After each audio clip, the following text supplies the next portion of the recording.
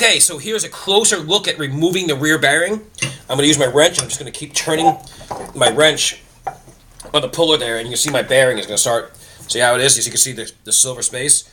So I'm going to keep turning my wrench.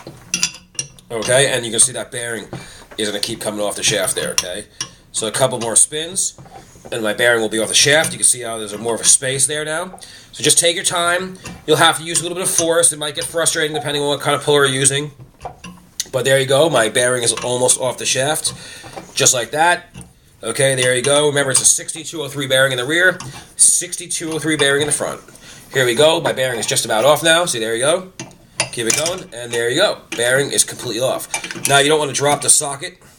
Okay, so we can disconnect my wrench here and get the socket. There you go. And then I'm going to pull the bearing right off the shaft just like that. Okay, bearing in. And just an up close look, just to show you again.